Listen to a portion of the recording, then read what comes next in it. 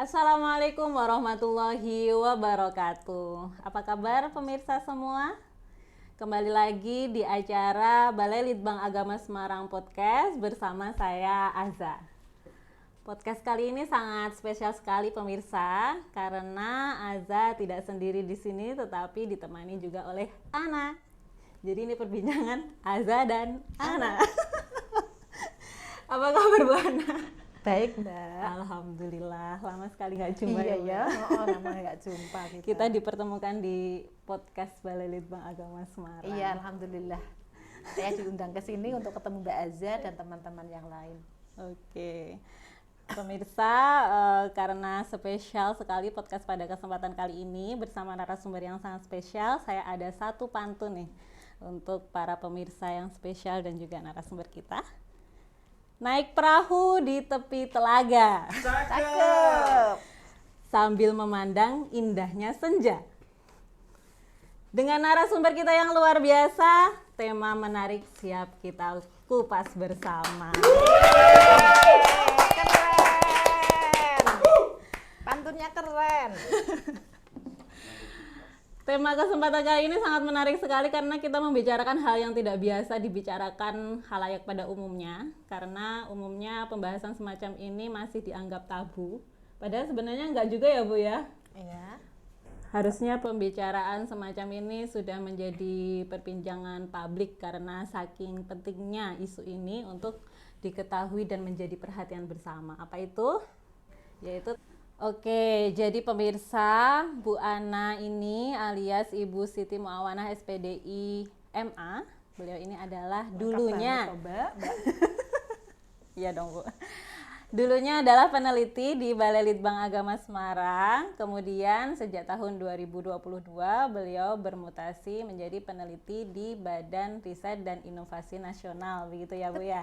Iya, di Pusat Riset apa Bu? Agama dan Kepercayaan, Mbak. Iya, Pusat Riset Agama dan Kepercayaan. Nah, oke, jadi pemirsa, Bu Ana ini alias Ibu Siti Muawanah SPDI MA. Beliau ini dulunya adalah peneliti di Balai Litbang Agama Semarang. Kemudian sejak tahun 2022 beliau bermutasi di Badan Riset dan Inovasi Nasional, ya Bu ya? Iya. Di Pusat Riset apa Bu? Agama dan Kepercayaan, Mbak. Oh iya, Agama dan Kepercayaan. Pusat Riset Agama dan Kepercayaan, Badan Riset dan Inovasi Nasional. Nah, kenapa kita mengundang beliau di sini? Karena setahun yang lalu, tepatnya di tahun 2023, Balai Litbang Agama Semarang bekerja sama dengan Pusat Riset Agama dan Kepercayaan dari Badan Riset dan Inovasi Nasional. Kita mengadakan riset atau kajian bersama terkait dengan deteksi dini dan mitigasi kekerasan seksual di perguruan tinggi. Tema yang sangat luar biasa yang nanti akan kita kupas bersama ya Bu ya. Kira-kira gimana sih hasil risetnya? Tentunya akan melahirkan rekomendasi yang luar biasa untuk pemerintah dalam rangka pencegahan dan penanganan kekerasan seksual utamanya di perguruan tinggi menjadi lebih baik. Gitu. Oke Bu, mungkin bisa diceritakan ya Bu ya untuk mulainya kenapa kita mengambil riset ini, riset tentang deteksi dini dan mitigasi kekerasan seksual di perguruan tinggi. Begini Mbak, awal mula kami mengambil tema kekerasan seksual di perguruan tinggi ini memang sebuah tema yang sangat sensitif dan riskan sebenarnya karena sebagaimana tadi disampaikan oleh Mbak Aza, masih membicarakan tema ini masih dianggap tabu. Iya. Nah, kami memberanikan diri mengambil tema yang sensitif ini karena kami berangkat dari Outlook Kemenak tahun 2023, juga instruksi Menteri Agama tahun 2023, khususnya itu poin 7G di sana menyoroti tentang maraknya kekerasan seksual di lembaga pendidikan umum berciri khas keagamaan. Kemudian disusul dengan lahirnya PMA itu Peraturan Menteri Agama nomor 73 tahun 2022, itu juga berbicara tentang pencegahan dan penanganan kekerasan seksual di perguruan tinggi. Nah, Balai Litbang Agama Semarang satker mantan ya. Jangan mantan lah Bu. Ya, Balai Litbang Agama Semarang sebagai satker kami sebelumnya, di mana kami berkhidmah kepada negara itu mengangkat isu tersebut, kemudian karena penelitinya, karena regulasi itu akhirnya harus pindah, kemudian melakukan kerjasama dengan Pusat Riset Agama dan Kepercayaan yang mayoritas adalah ex peneliti Balai Litbang Agama Semarang, mengangkat isu ini ya karena berangkat dari regulasi yang dilahirkan oleh Kementerian Agama. Begitu Mbak, awal mula kenapa kami mengangkat tema yang sangat sensitif ini dan mengapa juga mengambil lokusnya itu perguruan tinggi, bukan lembaga pendidikan yang lain. Selain regulasi-regulasi tadi yang saya sebut yang melatar belakangi kami mengambil tema kajian ini, juga kita juga tidak bisa menafikan bahwa makin kesini kasus kekerasan seksual itu makin marak, makin tinggi. Ini juga dibuktikan dengan beberapa laporan terkait kasus tersebut. Misalnya yang sering kami rujuk itu adalah laporan yang diberikan oleh Komnas Perempuan di tahun 2022 itu, kekerasan seksual khususnya di lembaga pendidikan itu yang menempati posisi tertinggi, kasus kekerasan seksual tertinggi itu adalah di perguruan tinggi. Yang kedua dan ketiga, meskipun dengan persentase yang sama ya, kalau di perguruan tinggi persentase kasus kekerasan seksual berdasarkan laporan Komnas Perempuan itu sebanyak 36%, sedangkan kalau yang level kedua dan ketiga sekalipun persentasenya sama yaitu 16% itu diduduki oleh lembaga pendidikan SMA dan pesantren. Nah, karena perguruan tinggi ini menduduki ranking pertama dalam kasus kekerasan seksual, maka kami memilih perguruan tinggi sebagai lokus kajian terkait dengan kekerasan seksual di lembaga pendidikan. Begitu, itu baru satu fakta laporan dari Komnas Perempuan. Fakta-fakta yang lain banyak sekali ya beredar di media, kasus-kasus kekerasan seksual bukan hanya di perguruan tinggi tetapi juga di lembaga-lembaga yang lain. Bahkan yang sempat viral terakhir-akhir itu kan yang kasus di Pondok Pesantren yang Jawa Barat itu kan, kemudian disusul dengan yang ada di Jombang, itu kan juga meresahkan ya. Itu memperkuat kami untuk melakukan kajian tentang kekerasan seksual di lembaga pendidikan khususnya perguruan tinggi. Gitu Mbak, asal mula mengapa kami melakukan kajian tentang kekerasan seksual di perguruan tinggi. Jadi bagaimanapun juga karena Balai Litbang Agama Semarang itu adalah instansi pemerintah di bawah Kementerian Agama, untuk melangkah menyelenggarakan program itu kami tetap harus mengacu pada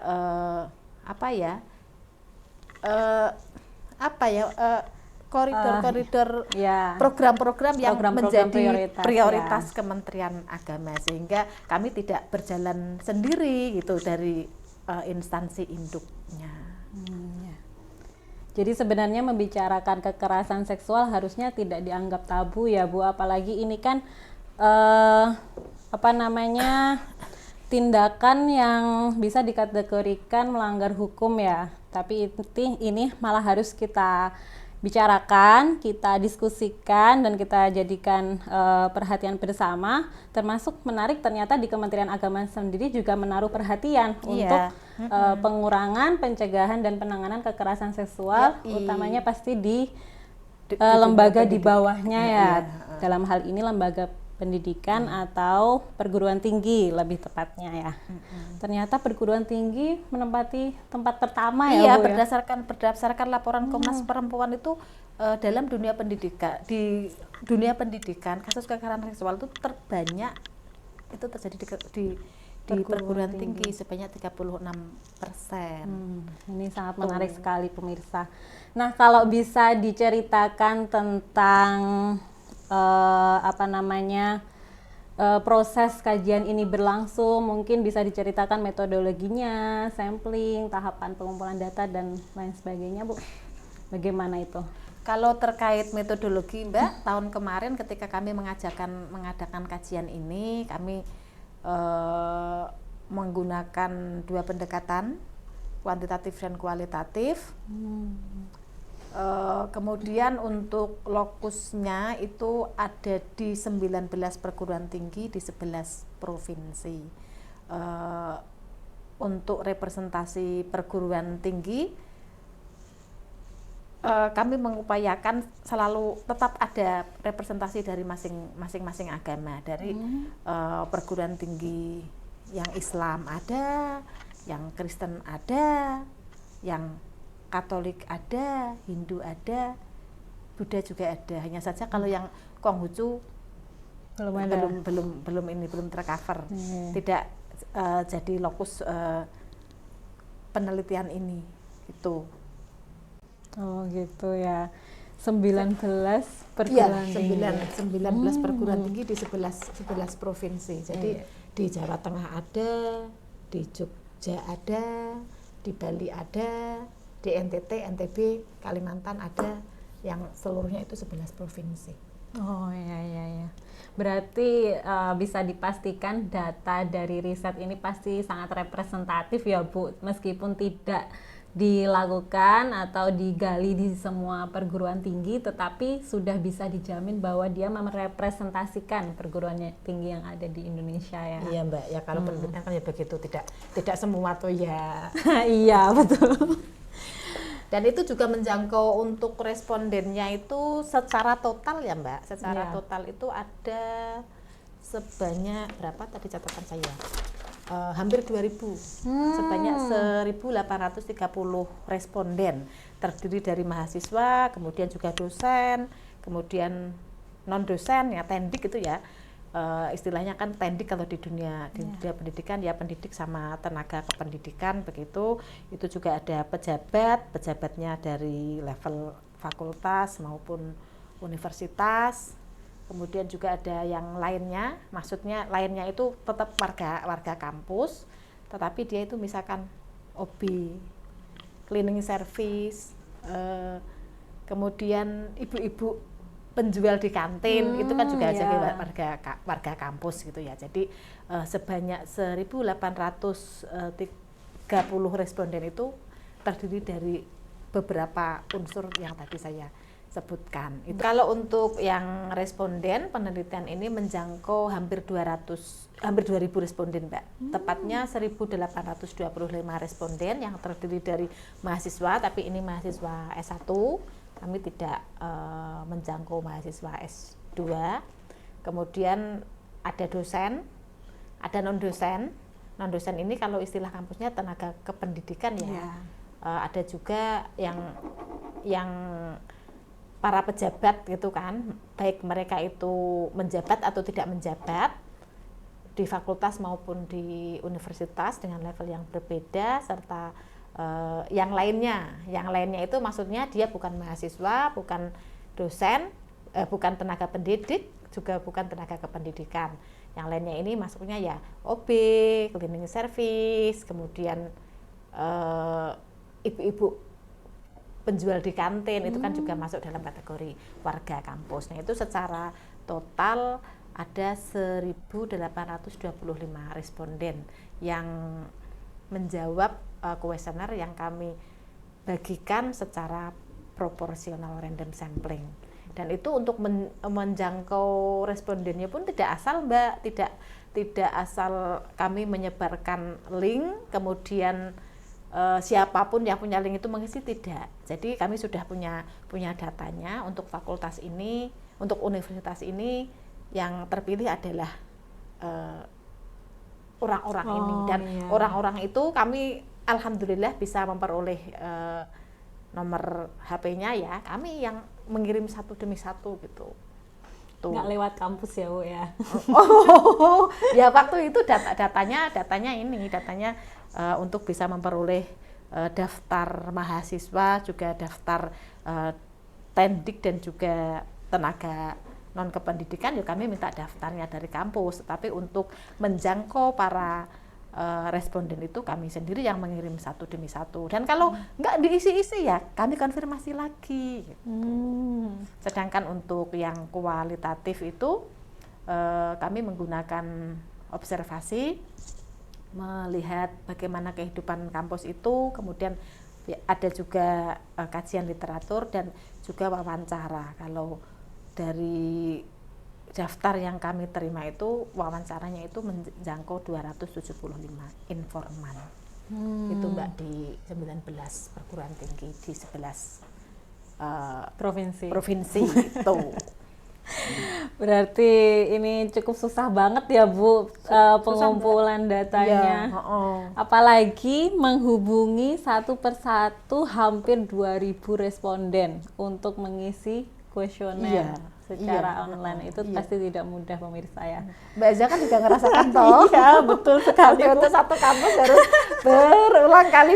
Iya, betul sekali. Apalagi kan ini. posisi kita kan baru pertama kali interaksi ya Bu sama si responden. Kita harus meyakinkan bahwa kita benar-benar bukan penipu, benar-benar dari Kementerian Agama. Ini proses riset, meminta kerjasamanya untuk mau menjadi responden dalam rangka perbaikan lah ya Bu ya. Nah itulah. Nah mungkin kalau bicara tentang susahnya pengumpulan data, pasti apalagi tadi Bu Ana sampaikan kalau tema ini cukup sensitif ya Bu ya. Pasti banyak sekali kendala yang ditemukan mulai dari awal sampai akhir. Mungkin bisa diceritakan Bu kendala-kendala. Kalau kendala itu ya dari awal kami sudah ada kendala dari sisi akademik itu ya. Kami menjumpai ya beberapa literatur dan beberapa regulasi yang berbicara tentang kekerasan seksual. Setidaknya kemarin itu ada 3 referensi utama yang kami jadikan acuan. Yang satu itu Permendikbud nomor 30 tahun 2021, kemudian PMA nomor 73 tahun 2022, dan kemudian yang di Komnas Perempuan. Itu tiga referensi utama lah bagi saya sebagai ketua tim untuk merumuskan tentang kajian kekerasan seksual di perguruan tinggi itu. Nah, dari tiga ini kan merumuskan kekerasan seksual khususnya di bagian jenis-jenis kekerasan seksual itu kan beda. Kalau Komnas Perempuan itu ada 16 jenis kekerasan seksual. Kalau yang Permendikbud, yang tahu Permendikbud Ristek itu yang nomor 30 2021 itu ada 21 jenis. Kemudian yang dari PMA 73 tahun 2022 itu ada 16 kategori juga tentang jenis-jenis kekerasan seksual. Nah, bahasa-bahasanya itu ya agak berbeda ya, tetapi kalau yang Permendikbud sama PMA itu relatif sama.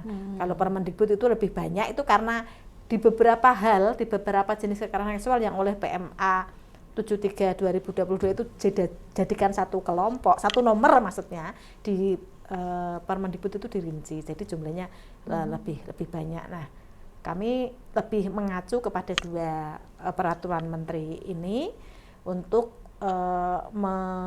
mengkategorikan jenis-jenis kekerasan seksual. Itu yang dari akademik. Kemudian dari yang teknik, tadi Mbak Azia kan juga sudah nyinggung ya, ini soal yang sensitif. Itu hal kedua yang kami alami sulit itu adalah soal perizinan. Ya, soal perizinan ke lembaga pendidikan yang menjadi lokus penelitian kami. Karena itu kan juga nggak bisa diganti ya, nggak bisa diganti, yang ditentukan adalah kampus ini. Hal itu karena sebagaimana tadi Mbak Azia sampaikan, ini kan kasus yang sensitif. Tidak semua kampus itu bisa welcome gitu loh. Karena kalau sampai nanti ada temuan, entah temuannya seperti apa, itu kan orang sudah resisten dulu ya. Jangan gitu kan. Itu yang susah untuk perizinan, susah perizinan dari segi struktural itu ya. Kemudian yang susah lagi ketika dari pimpinan itu sudah kasih izin untuk penggalian data, itu juga susah.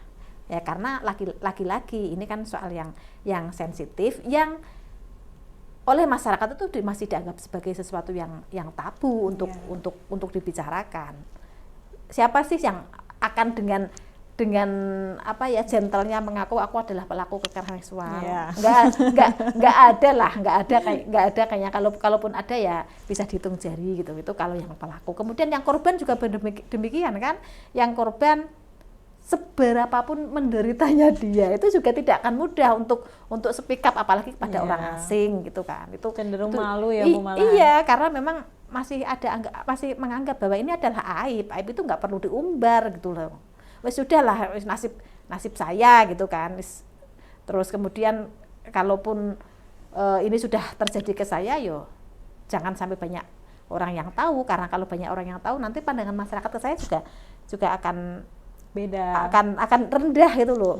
Kayak ya murahan gitu kan, kayak gitu kan, tidak selalu seperti itu.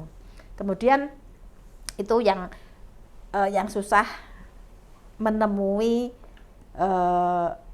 orang-orang yang terlibat dalam kekerasan seksual secara kualitatif. Kalau yang secara kuantitatif tadi sudah kita singgung juga, ketika kita mengirimkan link kuesioner ke nomor-nomor yang sudah kita data, itu sekalipun kita memperkenalkan diri dengan baik, bahasanya runtut, kita juga sampai melampirkan di WA itu, melampirkan surat tugas, kemudian surat izin dari lembaga, sampai surat dukungan dari Jakarta. Itu ya tidak selalu welcome, sampai kita itu minta dari kampus dulu.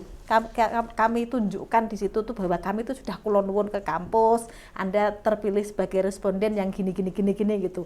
Tapi tidak semua langsung terbuka bersedia mengisi kuesioner yang kami layangkan gitu kan. Ya karena sekali lagi itu terkait dengan tema yang sensitif. Kemudian yang kedua, tetap ada kecurigaan bahwa ini benar apa enggak gitu kan. Sekarang kan karena marak penipuan. Iya. Terus kemudian pengalaman saya sendiri itu sudah gini, kalau dianggap penipu gitu kan, kalau nipu yang pinter gitu kan. Kemudian astagfirullah gitu kan, saya bilang astagfirullah, kemudian saya meyakinkan gini, nggak usah bawa nama Allah kalau mau menipu gitu kan. Terus kemudian nomor diblokir, dan ketika saya cek di get kontak gitu ya, nomor saya itu sudah ditandai sebagai penipu. Waduh. Gitu.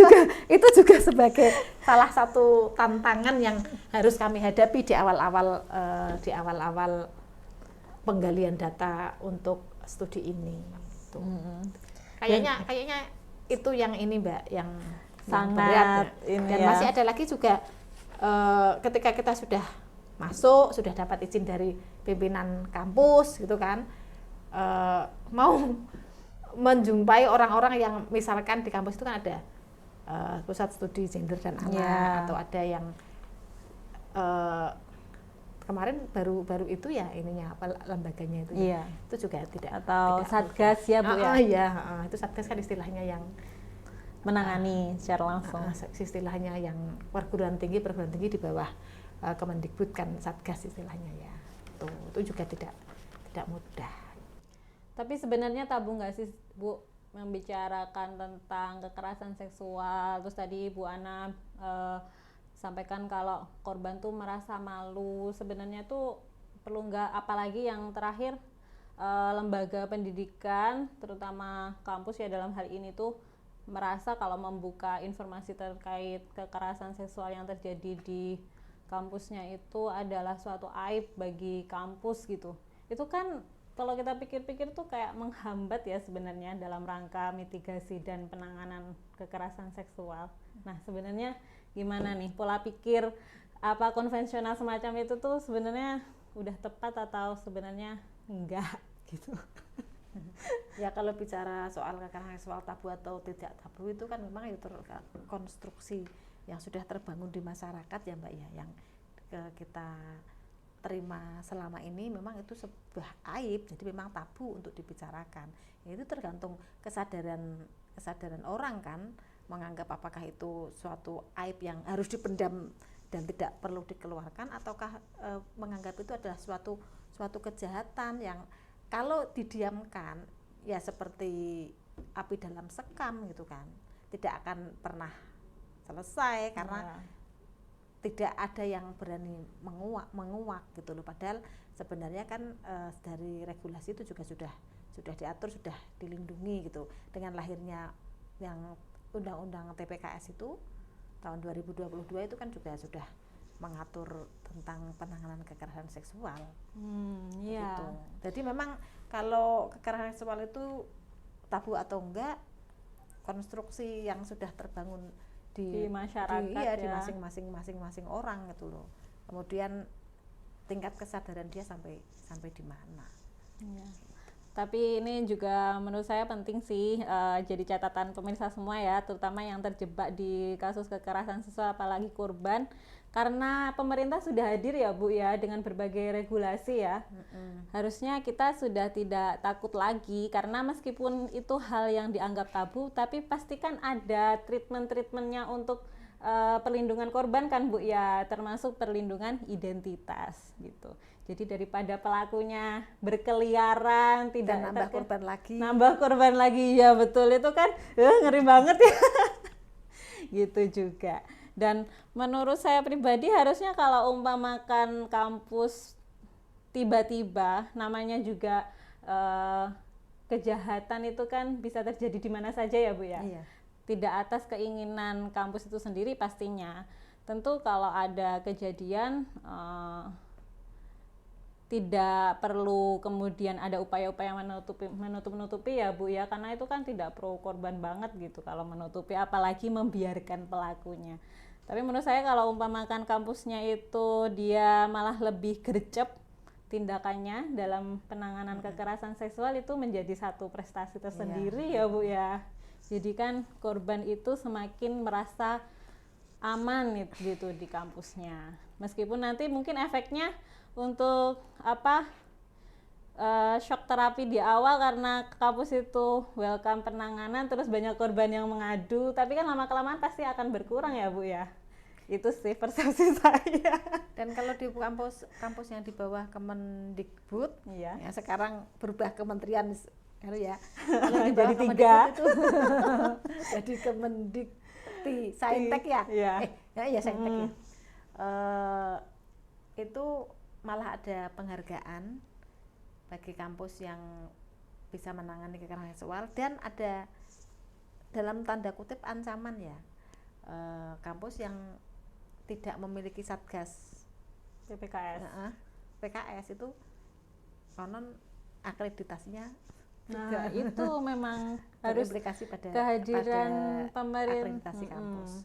Jadi kehadiran pemerintah itu dirasakan langsung oleh masyarakat dampaknya ya Bu, tidak hanya dari melalui regulasi-regulasi yang sebenarnya dalam prakteknya itu ternyata juga tidak terlalu mengubah kondisi.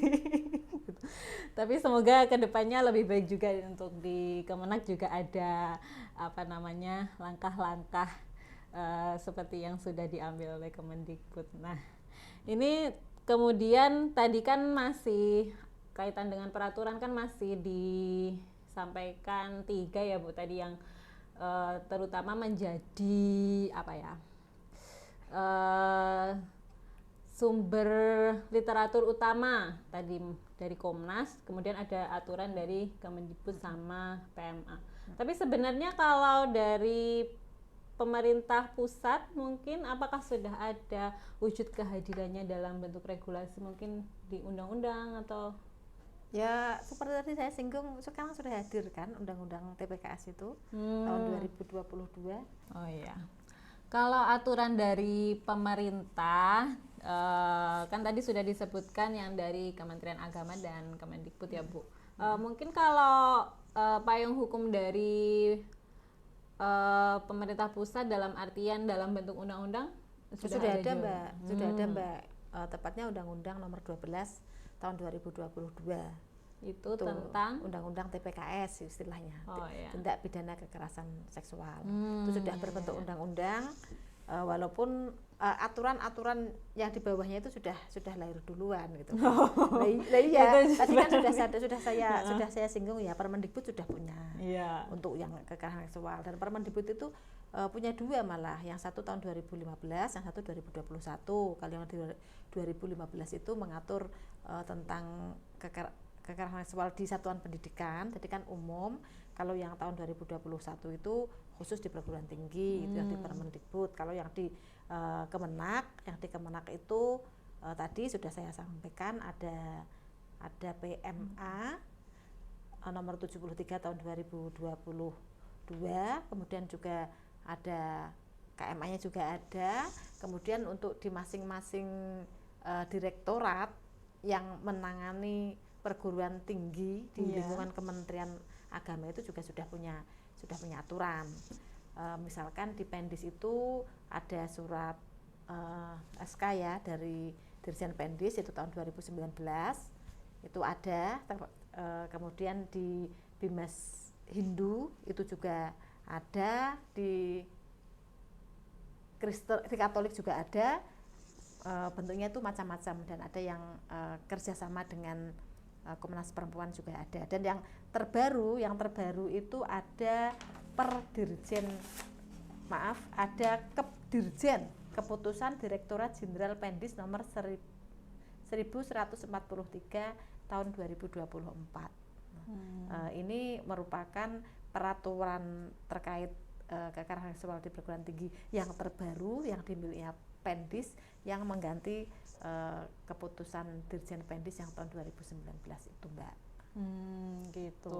Jadi kalau persoalan perangkat hukum, perangkat peraturan yang berbicara bagaimana mencegah dan menangani kekerasan seksual di lembaga pendidikan itu sudah tirik-tirik itulah regulasinya. Sudah settle ya Bu ya.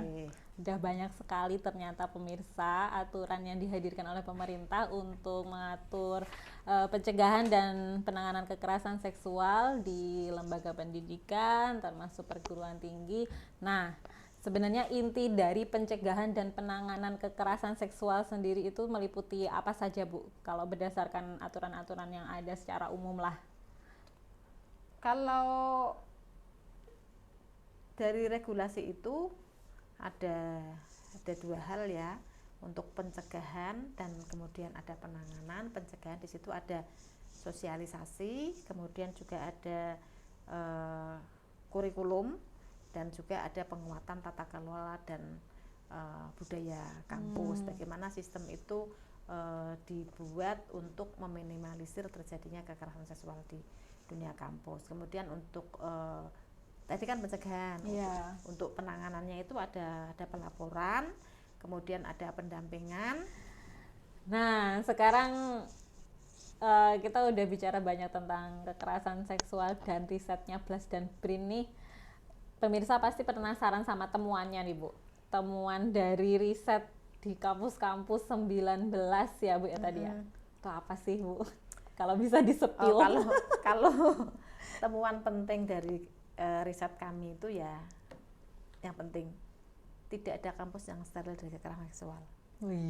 Tidak ada kampus yang steril dari kekerasan seksual. Sekalipun itu hanya kekerasan seksual dalam kategori ringan.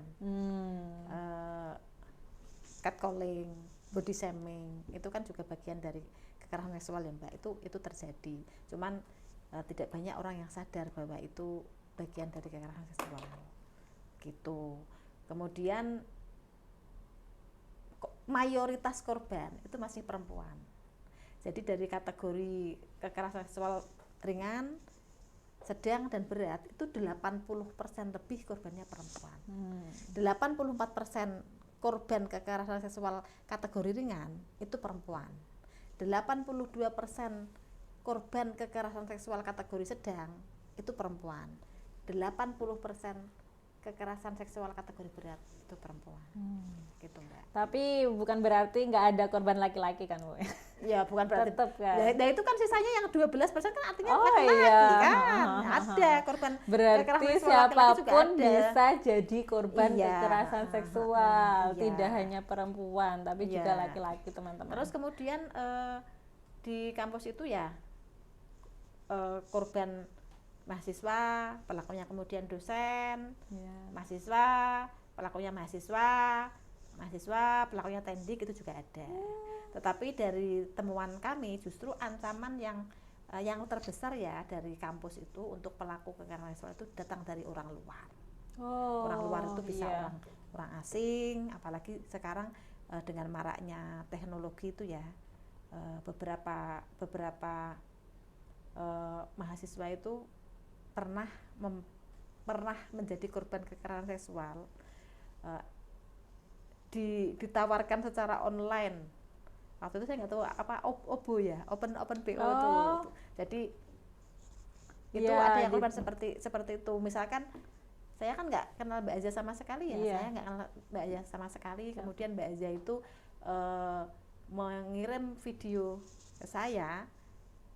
Video nggak sudah diedit seolah-olah wajahnya itu wajahnya saya, tindakan seksual, dan kemudian mengancam saya akan menyebarkan video itu kalau tidak memenuhi permintaan si pengirim. Itu orang-orang yang tidak dikenal gitu. Jadi nggak selalu isunya tentang sesama sivitas kampus ya Bu. Ada juga korbannya pelakunya tukang fotokopi gitu. Itu juga ada tuh. Ternyata. Dan 96,2%.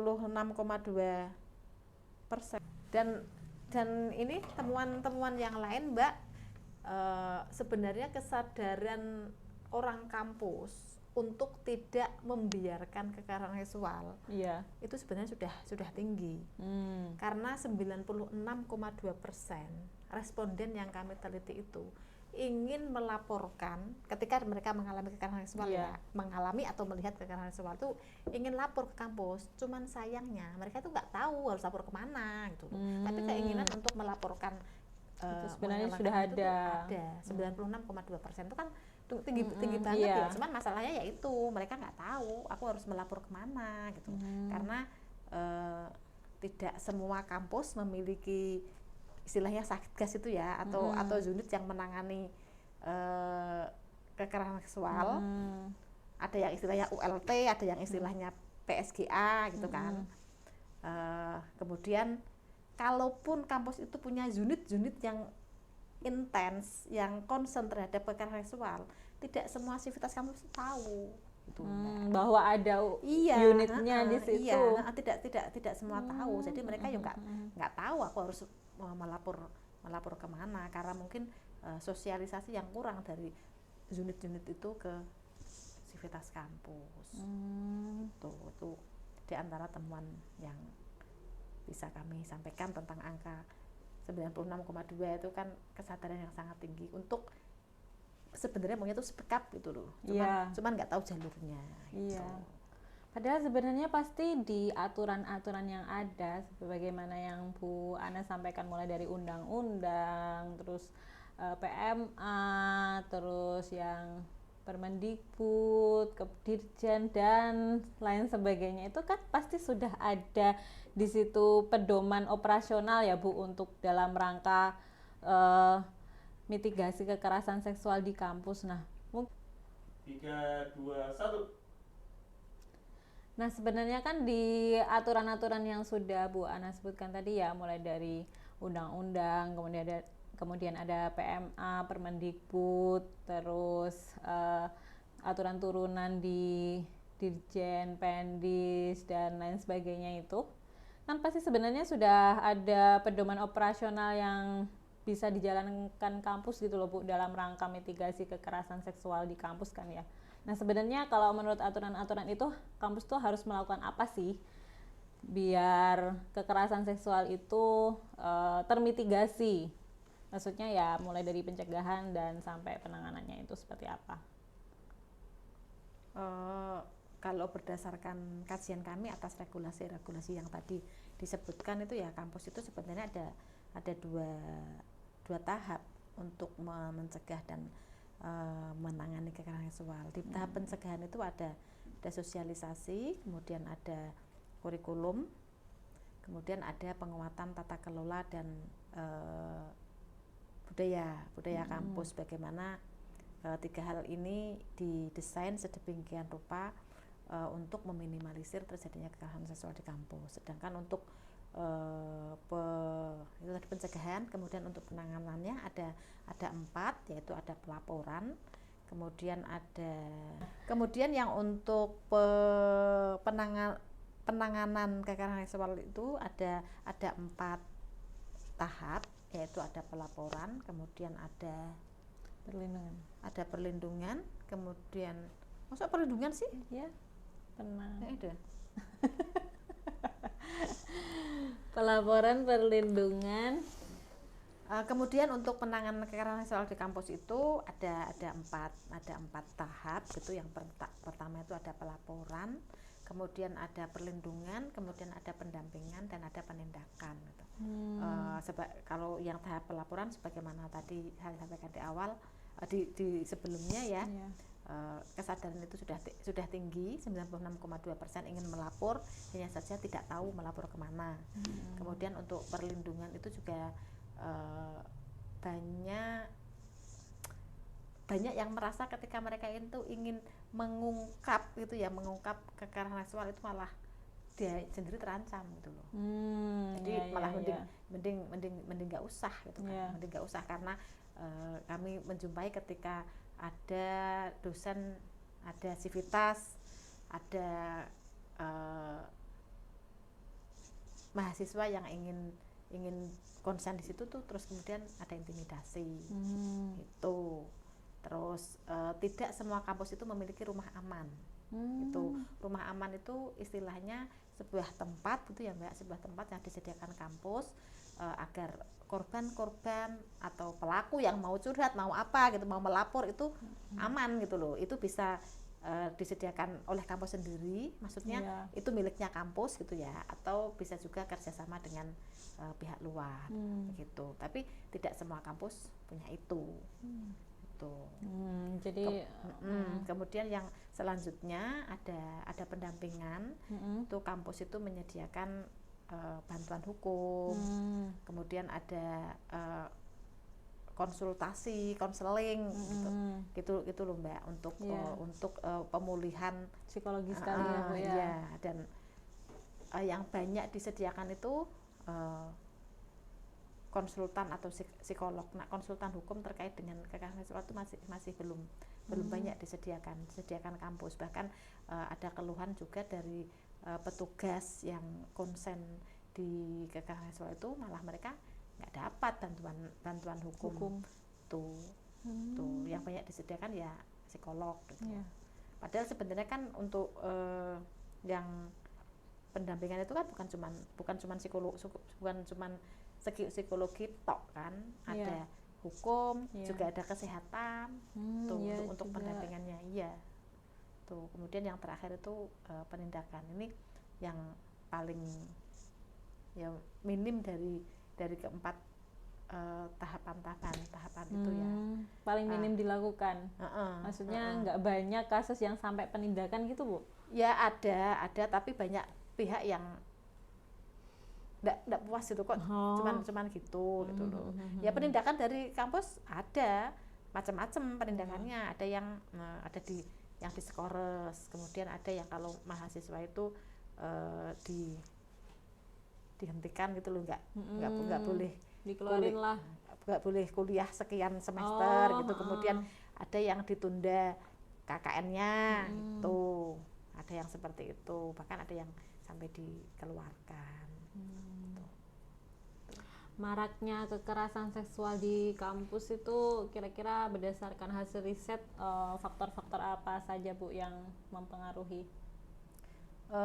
Faktor-faktor yang menjadi penyebab maraknya kekerasan seksual di kampus, kami membaginya menjadi 2 saja Mbak, faktor eksternal dan faktor internal. Faktor internal itu yang kami temukan adalah faktor yang dari kampus itu sendiri. Di antaranya sikap pimpinan.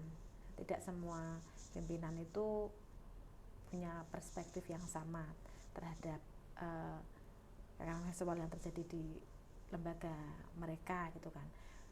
Itu terbukti dengan ada yang kampus itu keluhannya justru pimpinan itu yang seolah-olah menghambat pembentukan satgas gitu loh. Oh. Karena itu belum dianggap Iya. belum perlu gitu loh, atau bahkan tidak penting. Kemudian ada juga yang penyusunan SOP terkait penanganan kekerasan seksual itu draftnya sudah ada, tetapi nggak diketok-ketok, jadi kan nggak lahir-lahir kan tuh. Ya kemudian yang selanjutnya lagi, SDM di kampus itu tidak masih kurang memadai untuk menghandle kasus-kasus terkait kekerasan seksual. Bahkan orang-orang yang masuk ke dalam organisasi, ya itu PSGA atau itu ULT itu sendiri juga tidak cukup bekal untuk menangani kekerasan seksual gitu kan. Kekerasan seksual itu kan sebuah kasus, ini yang istimewa gitu, tidak bisa tidak bisa didekati seperti halnya kasus yang lain lah ya, kriminal yang lain gitu loh Mbak. Harus, apalagi tadi perangkatnya istimewa, perlu banyak ya Bu, gitu. kayak konselor, terus mereka dan lain sebagainya.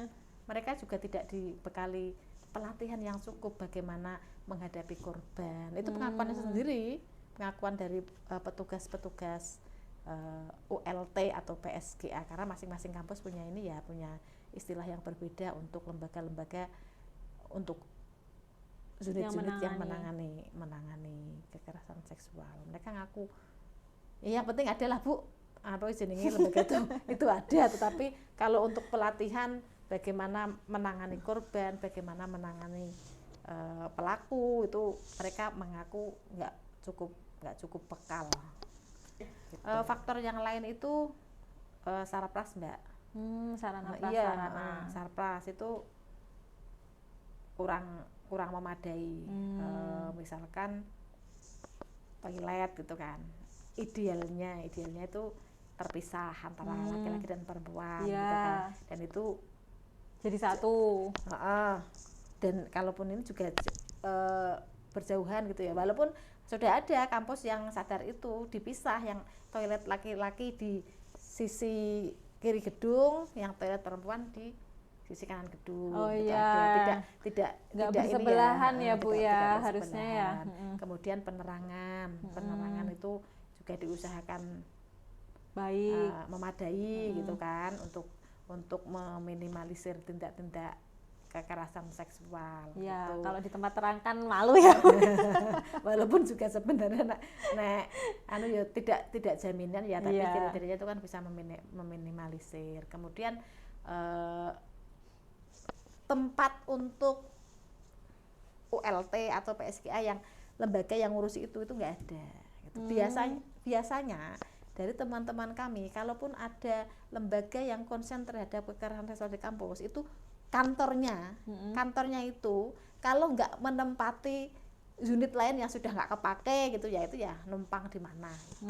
Ya jadi, kan karena butuh privat ya Bu untuk melapor itu tadi. Ya tapi kan dengan dia menempati kantor unit lain yang tidak terpakai, kemudian yang jelek itu kan diperhatiannya kan berarti kan kurang gitu kan. Itu yang sarapras. Jadi kalau kantor tempat untuk penanganan kekerasan seksual itu juga nggak ada gitu kan, orang sivitas kampus itu mau melapor kemana untuk melapor itu kan harus yang private ya, yang pokoknya bisa curhat apalagi gitu kan. sensitif, malu itu tadi kan Bu. Kemudian kalau yang faktor eksternal itu Mbak, itu yang kami jumpai kurangnya monef, karena tidak ada monitoring, tidak ada pengawasan program-program yang dimiliki oleh lembaga-lembaga yang konsen terhadap kekerasan seksual itu, jadi penanganannya kan nggak maksimal. Iya, nggak ada monef dari instansi luar atau mungkin dari instansi yang lebih tinggi ya. Bahkan kampus itu sendiri pun juga nggak ada perangkat monef ya Bu ya. Terus kemudian perspektif penanganan kekerasan seksual itu lama kelamaan jadi kalah dengan misalkan seperti tadi yang kasus saya sampaikan, itu jadi bergeser ke UU ITE gitu kan. Kayak yang tadi Yang OBO itu, yang saya Open BO. yang saya singgung itu. Kemudian kekerasan seksual itu juga dianggap kriminal biasa, penanganannya diantaranya seperti itu. Terus kalau kurang dana tadi wes burung ya, wes tak sebut burung. Kurang dana berarti internal ya Bu ya? Wes burung mau. Belum tadi.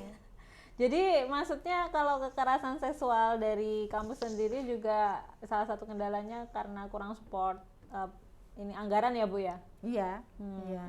Itu juga jadi salah satu apa ya, penghambat penanganan kekerasan seksual. Nah, bagaimana mau tuntas ya untuk konseling korban itu kan butuh biaya, Apalagi kalau perangkat di dalamnya belum punya sendiri ya Bu ya. Nah, keluhan kemarin juga ada curhatan ketika dia itu mau mengantar korban itu ya, korban kekerasan seksual konseling. Nah, saya kan yo riwariwi to Bu, gitu kan. Saya kan yo riwariwi itu butuh biaya, sekalipun konselornya itu sudah kerjasama gitu ya, sudah kerjasama dengan lembaga. Tapi transportasinya mungkin jangkauannya jauh ya Bu ya. Iya, itu. Iya. Sekarang banyak banget ya ternyata temuan sampai faktor-faktor hasil dari riset kajian kekerasan seksual BLAS sama BRIN ini. Ternyata banyak sekali ya Bu temuan-temuan riset, mulai dari apa tadi, temuan-temuan kaitan dengan korban, pelaku, faktor, dan banyak hal lah. Tadi cukup Mbak, sengaja cukup saya meringkas, dan kayaknya saya tidak perlu merangkum semuanya itu. Nanti teman-teman bisa flashback lagi, tonton mulai awal sampai akhir. Tapi yang terakhir mungkin saya pengen tahu pesan-pesan dari Bu Ana nih, selaku ketua tim riset kajian deteksi dini dan mitigasi kekerasan seksual oleh PLA Semarang First BRIN ini. Mungkin kepada pemirsa atau pemerintah kampus mungkin ya. Gimana ya Mbak ya? Gini, kalau menurut saya kekerasan seksual itu banyak terjadi di masyarakat, tetapi tidak banyak yang punya keberanian dan kesadaran untuk mengungkap, gitu kan? Karena ya itu tadi masih ada anggapan bahwa itu adalah aib, itu adalah sesuatu yang tabu untuk diperbincangkan, apalagi bahasanya diumbar gitu. Padahal kalau kita tidak punya keberanian, misalkan kita korban, kita nggak punya keberanian untuk speak up, itu ya akan menjadi siksaan bagi kita sendiri, dan korban itu akan selalu bertambah gitu, karena pelaku tidak dapat hukuman atau tidak dapat sesuatu akibat dari tindakan mereka yang sebenarnya merugikan orang lain gitu. Kemudian kalau untuk kampus sepertinya perlu dianggarkan deh, perlu perhatian untuk anggaran yang terkait dengan kekerasan seksual gitu, karena temuan kami kan tadi mendapatkan fakta bahwa tidak ada kampus yang steril dari kekerasan seksual. Dan untuk kampus, bagaimana hasil temuan kami itu, haraplah mengalokasikan anggaran untuk penanganan kekerasan seksual, begitu, karena ketersediaan anggaran itu menjadi faktor yang sangat penting untuk kampus itu steril atau minimal berkurang, menekan terjadinya kasus kekerasan seksual. Kemudian kampus perlu menyediakan unit khusus yang konsen yang menangani kekerasan seksual, karena mayoritas sivitas kampus itu ingin mengadu ketika mereka mengalami atau melihat kekerasan seksual, tetapi tidak tahu itu tadi. Jadi yang belum ada, yang belum punya unit khusus kekerasan seksual, ULT atau apalah namanya itu, mohon diadakan. Kemudian yang sudah punya perlu sosialisasi lebih gencar lagi, lebih masif lagi ke Civitas kampus. Begitu, karena tidak semua Civitas kampus tahu keberadaan mereka. Begitu, Mbak. Oh iya, itu teman-teman saran dari Bu Ana berdasarkan pengalaman BRIN dan BLAS dalam kajian deteksi dini dan mitigasi kekerasan seksual di kampus. Terima kasih Bu Ana atas kembali, Mbak. Kehadirannya. Senang sekali Sudah. bisa ketemu lagi dengan Mbak Aza. Tapi sekali bertemu membicarakan hal yang berat ya Bu, ya Allah. Ini luar biasa sekali sih info-info yang disampaikan Bu Ana ini terkait dengan teman-teman yang dari kajian BLAS dan BRIN yang sudah dilaksanakan ini. Dan ini tentunya harapannya memberikan tidak sekedar informasi, tetapi juga referensi dan juga perbaikan lah utamanya di lembaga pendidikan. Tapi saya pikir nggak di lembaga pendidikan saja ya Bu, di masyarakat juga tentunya perlu lebih memberikan perhatian lah tentang kasus kekerasan seksual ini. Apalagi Bu Ana tadi ada statement kasus kekerasan seksual ini sebenarnya kasus yang masih dianggap sepele, padahal sebenarnya nggak sepele lah.